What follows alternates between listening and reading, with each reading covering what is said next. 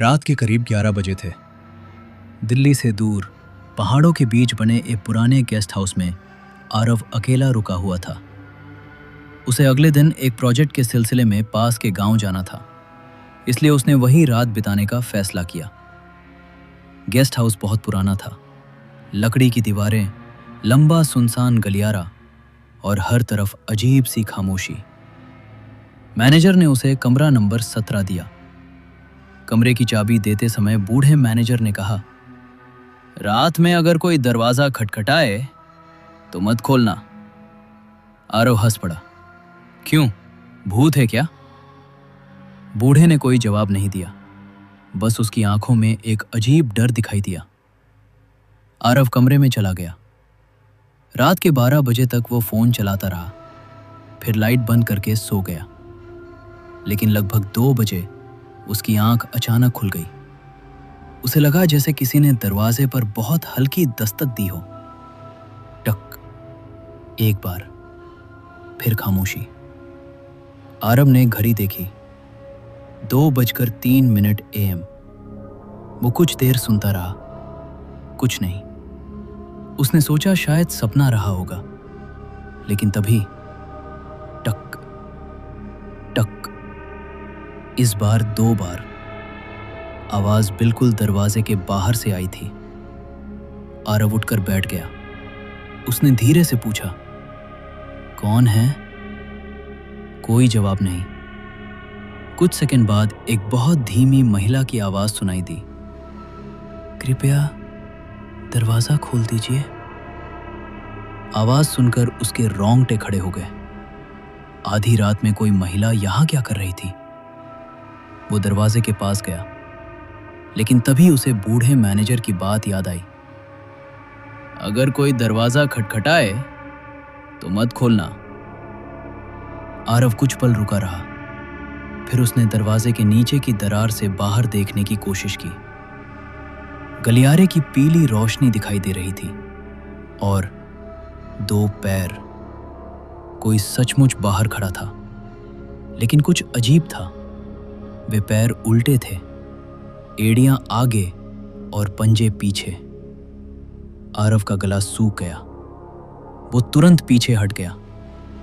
बाहर खड़ी चीज ने फिर कहा, मुझे अंदर आने दो। इस बार उसकी आवाज इंसानी नहीं लग रही थी, जैसे कई आवाजें एक साथ बोल रही हों। आरव ने जवाब नहीं दिया। कुछ देर बाद सब शांत हो गया। उसे लगा शायद वो चली गई, लेकिन तभी कमरे की अलमारी के अंदर से टक, एक आवाज आई। आरव जम गया। अलमारी तो कमरे के अंदर थी, फिर आवाज बाहर से कैसे अंदर पहुंच गई?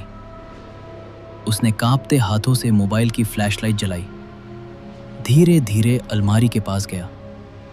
दरवाजा आधा खुला हुआ था। जब उसने उसे पूरी तरह खोला, अंदर कुछ नहीं था, खाली। आरव ने राहत की सांस ली और तभी उसे अपने पीछे किसी की सांस लेने की आवाज सुनाई दी, बहुत करीब। इतनी करीब जैसे कोई उसके कान के पास खड़ा हो। उसका शरीर सुन्न हो गया। वो धीरे धीरे मुड़ा, लेकिन वहां कोई नहीं था। कमरा खाली था। अब डर उसके ऊपर पूरी तरह हावी हो चुका था। उसने तय किया कि वो सुबह होने तक जागेगा। वो बिस्तर पर बैठ गया। समय बहुत धीरे धीरे बीत रहा था।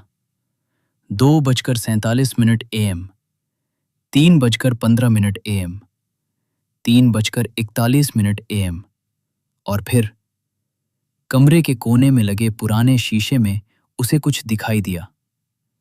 शीशे में एक लड़की खड़ी थी।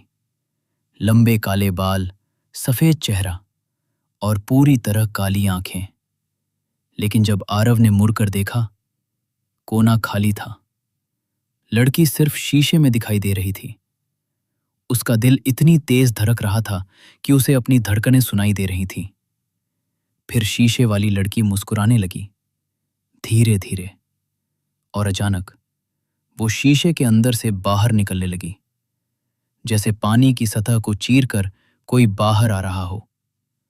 आरव चीख पड़ा। वो दरवाजे की तरफ भागा, दरवाजा खोला और गलियारे में दौड़ने लगा।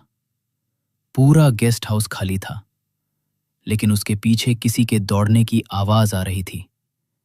ठक ठक ठक। वो जितना तेज भागता, आवाज उतनी ही करीब आती जाती।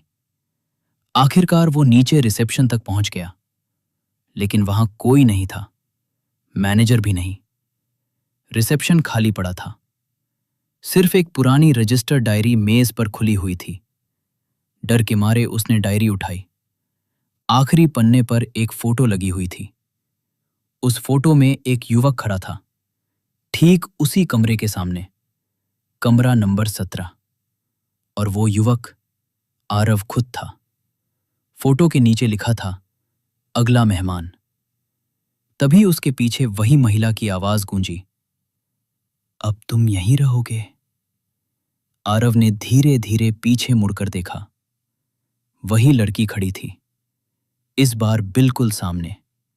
उसकी मुस्कान असंभव रूप से चौड़ी हो चुकी थी और उसकी काली आंखों में सिर्फ अंधेरा था। फिर अचानक पूरे गेस्ट हाउस की लाइटें बुझ गईं और उस रात के बाद आरव को फिर कभी किसी ने नहीं देखा। लेकिन कहते हैं कि आज भी उस गेस्ट हाउस के कमरे नंबर 17 के बाहर रात के 2 बजे कोई बहुत धीरे से दरवाजा खटखटाता है। टक टक।